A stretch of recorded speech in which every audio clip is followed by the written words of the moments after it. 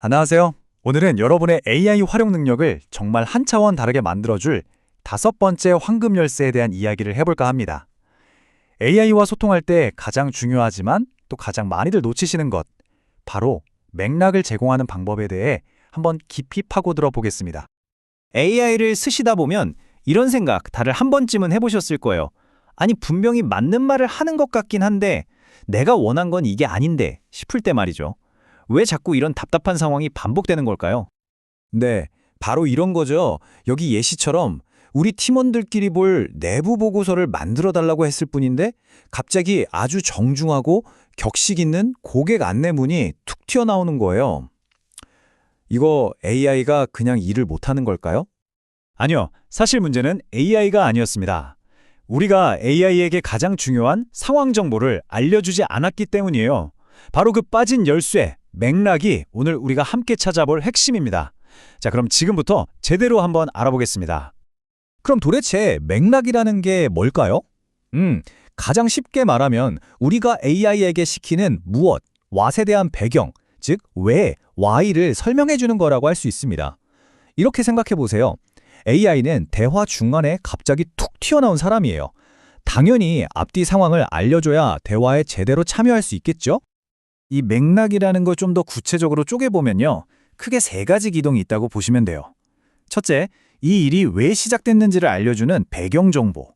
둘째, 그래서 지금 우리가 어떤 상황에 처해 있는지를 설명하는 상황 맥락. 그리고 마지막으로 이걸 만들어서 최종적으로 어디에 쓸 건지에 대한 사용 목적. 이 3가지가 핵심입니다. 자, 이 화면 한번 보세요. 맥락의 힘이 얼마나 강력한지 진짜 한눈에 딱 들어오죠? 왼쪽처럼 그냥 프레젠테이션 만들어줘 라고 하면 AI는 뭘 해야 할지 완전히 길을 잃을 거예요. 하지만 오른쪽처럼 배경과 목적을 명확히 알려주면 어떤 결과가 나올까요? 바로 이겁니다. 맥락이 없으면 인터넷에서 긁어온 듯한 일반적인 템플릿이 나오지만 명확한 맥락을 주면 투자자들의 마음을 흔들 수 있는 아주 날카롭고 전략적인 도구가 탄생하는 거죠. 이게 바로 맥락의 마법입니다. 자, 그럼 이제부터는 실전입니다. 이 맥락을 어떻게 잘 제공할 수 있을까요? 여기서 가장 중요한 건요, 바로 골디락스 원칙이에요. 너무 적게 줘도 안 되고 그렇다고 너무 과하게 많이 줘도 안 됩니다.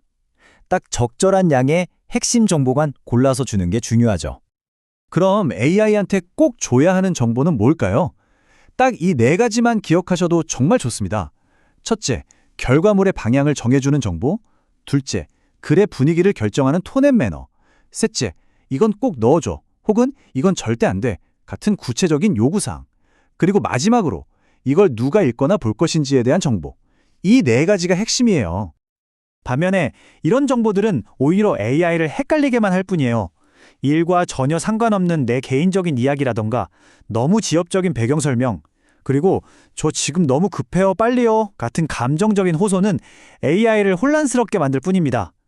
AI는 여러분의 감정을 이해하는 게 아니라 주어진 데이터를 처리한다는 점을 꼭 기억하세요.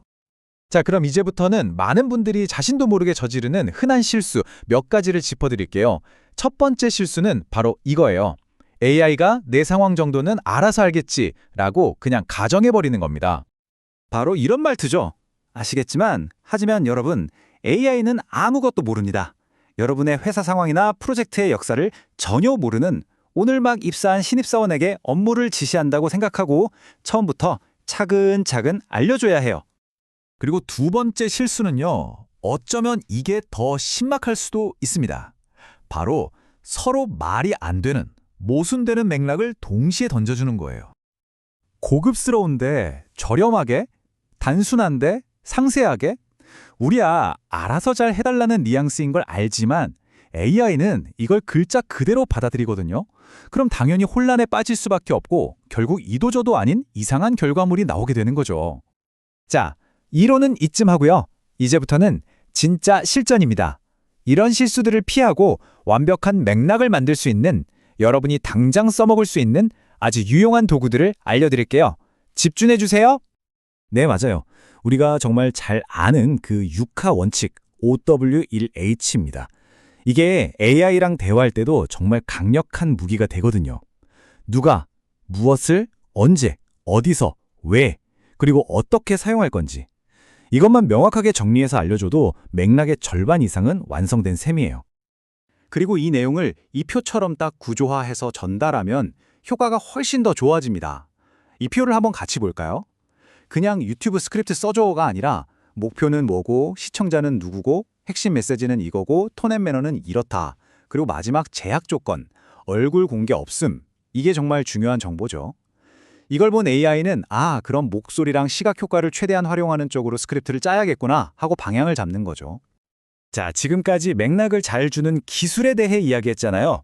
근데 사실 이건 단순히 더 좋은 결과물을 얻기 위한 기술, 그 이상의 의미를 가져요. 이건 AI와의 관계 자체를 근본적으로 바꾸는 일종의 인식의 전환에 가깝습니다. 흔히 프롬프트 엔지니어링이라고 하면 뭔가 대단한 비밀 명령어, 무슨 해킹 코드 같은 걸 생각하시는데 전혀 그렇지 않아요. 그 본질은 바로 명확한 소통입니다. 내 상황을 이해시키고 목표를 공유해서 함께 문제를 해결해 나가는 것. 이게 바로 진정한 협업 과정이죠. 물론 그렇다고 해서 정보를 무조건 많이 주는 게 좋은 건 아니에요.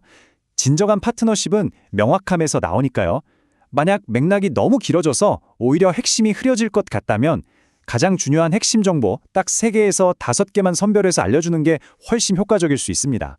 너무 많은 정보는 오히려 독이 될 수 있다는 거 꼭 기억해 주세요. 이렇게 맥락을 고민해서 제공하는 것, 바로 이 행동 자체가 AI와 여러분의 관계를 완전히 바꿔놓는 시작점이 되는 거예요.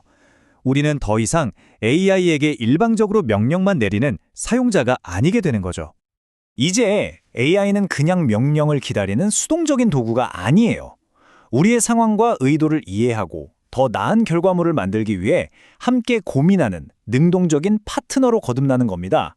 일방적인 명령이 아니라 쌍방향의 협업이 시작되는 바로 그 순간이죠.